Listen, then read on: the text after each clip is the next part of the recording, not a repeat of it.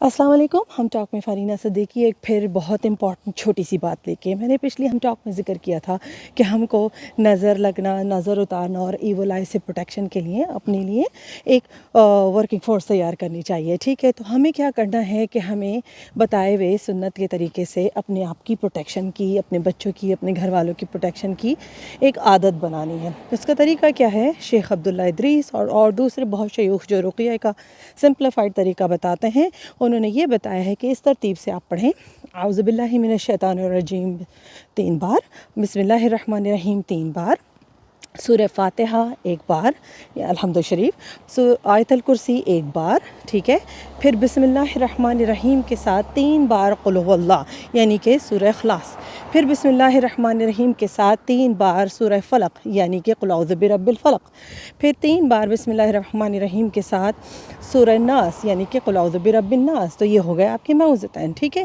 یہ تینوں آپ نے پڑھنے ہیں. پھر اس کے بعد آپ نے پڑھنا ہے اعوذ بکلمات اللہ التامات من شر ما خلق.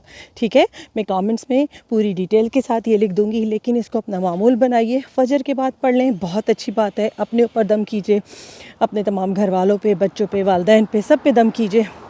اور جو دور بھی ہیں، میری عادت ہے کہ میں ان کو تصور میں دم کر دیتی ہوں. ٹھیک ہے، تو آپ ضرور اس کا خیال رکھیے، لیکن یاد رکھیے کہ جو کچھ بھی آپ پڑھتے جائیں اس کو مطلب کے ساتھ، معنی کے ساتھ بالکل اچھی طرح سمجھیں، تاکہ جب آپ کی زبان سے یہ کلمات نکلیں تو آپ کو پتہ ہو کہ آپ اپنے رب سے کیا مانگ رہے ہیں. ٹھیک ہے نا، کیونکہ دیکھیں دوسرے مذاہب کی طرح قرآن جو ہے وہ کوئی جنتر منتر کی کتاب تو ہے نہیں، ہے نا. تو ہمیں بہت امپورٹنٹ ہے کہ ہم یہ سمجھیں کہ ہم کیا پڑھ رہے ہیں، کیوں پڑھ رہے ہیں، اور اللہ تعالیٰ سے کیا مانگ رہے ہیں، ہے نا. تو یہ ترتیب ہو گئی. اور اس کے بعد آخر میں آپ کوئی بھی درود شریف، میں درود ابراہیمی پڑھتی ہوں، اور درود ابراہیمی پڑھ کے آپ اس رقیہ کے اختتام کیجئے.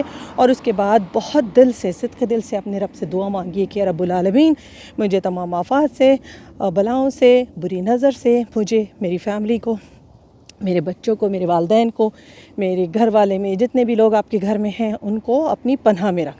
کیونکہ اللہ سبحانہ تعالیٰ ہی ہے جو ہم کو آفات سے پناہ میں رکھتا ہے.